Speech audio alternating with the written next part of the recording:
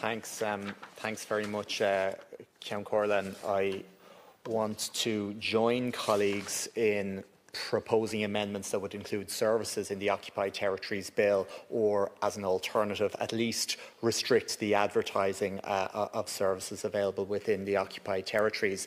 And today the Government is going to use its majority to force the adoption of a piece of legislation, their version of the Occupied Territories Bill, which is knowingly and intentionally inconsistent with our international law obligations. And throughout the entire process of debating the OTB, the Government has conceded that for full compliance with the July 2024 legal opinion of the International Court of Justice, a bill that bans all trade with the occupied territories, both trade in goods but also trade in services, is required. And when we were looking at this bill in PLS in the Foreign Affairs Committee a number of months ago, officials from the Department of Foreign Affairs confirmed this to me and to others when we put the questions to them. And indeed, Minister McEntee herself accepted this point in the committee stage 2 weeks ago, when she conceded that the bill that's being advanced is only in partial compliance with our obligations. And let's just reiterate what those obligations are again, set out in Article 29(3) of the Constitution. Ireland accepts the generally recognised principles of international law as its rule of conduct in relations with other states. And yet today, the Government will push forward this bill, which, as I said, is knowingly and intentionally inconsistent with international law, because it doesn't go far enough, because it doesn't meet the criteria set out in the ICJ opinion. And look, this didn't have to happen. The issue of services was introduced by Fianna Fáil and Fine Gael after the 2024 general election. The concern about services did not originate in the legal advice given by the Attorney-General to the last government. This is a political decision taken by this government, in my view and in the view of many colleagues here, because that political decision is dictated by fear of the Trump administration. Last week at oral questions, I raised the issue with Minister McEntee about the exclusion of services, and she argued that there was a distinction in terms of how the public policy exemption contained in Article 36 TFEU applied to goods and services, and saying it does apply to goods and somehow it doesn't apply to services. And I say what I say now, what I said to her then, that distinction is entirely unconvincing.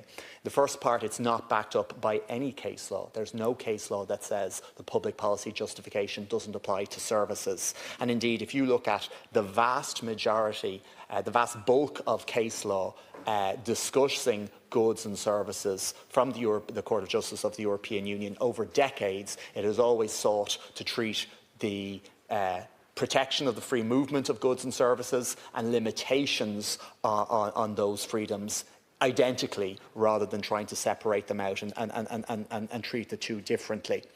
But not only is there no case law, the strong advice heard, the strong academic understanding of EU law that was heard at the Oireachtas Committee also speaks very much to there being no distinction on the grounds of a difference in treatment between goods and services when it comes to public policy.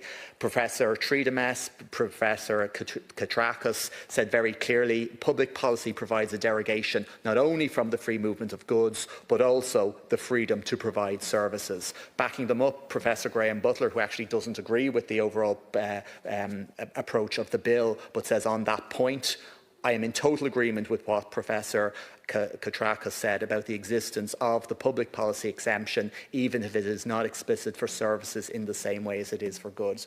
So there's no case law to justify the distinction. The strong academic advice is that there's no distinction, but the practical application in what is happening in Spain demonstrates that there's no distinction either, because Spain has brought in national legislation restricting goods from the occupied territories and restricting the advertisement of services. And I know that's a narrower ground than the initial one being put forward in Senator Black's bill, but nevertheless, Spain has justified that restriction on advertising of services on the grounds of the public policy justification in Article 36, and no effort has been made by the European Union to take enforcement action, because they they accept what everybody accepts, that that distinction that the government is trying to rely on, it doesn't really exist in terms of the day-to-day application of European Union law.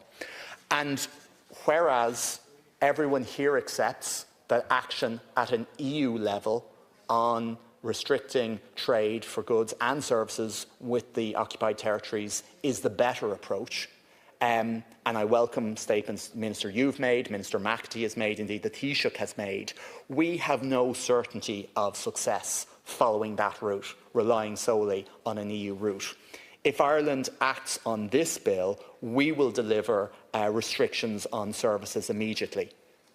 But more importantly, we will continue that leadership role. We will show a direction for other member states to follow, in the same way other member states followed us when we took that brave step of recognition of Palestinian statehood, in the same way we've shown leadership on calling out genocide in Gaza, in the same way we stood up for UNRWA when there was major pressure against it from other member states. We've shown leadership in the past. But by passing a bill that excludes services, excludes the most meaningful restrictions that we can implement, we are sacrificing that leadership role. And we are sacrificing it on the basis of fear of the Trump administration. And I'll end on this point. And it's actually, I believe, on that point we're fighting yesterday's war. Because even in the United States, that steadfast support for everything that the Netanyahu government does is fading. If you're a Democrat and you got donations from AIPAC, the American-Israeli Political Action Committee, that's a kiss of death now in the primary. The cause of Netanyahu, is lost in the Democratic Party, and even in significant and growing parts of the Republican Party, the overreach Netanyahu has demonstrated in terms of the Iran war is undermining support for him. So the government are fighting yesterday's war in terms of adhering to the Trump administration's view.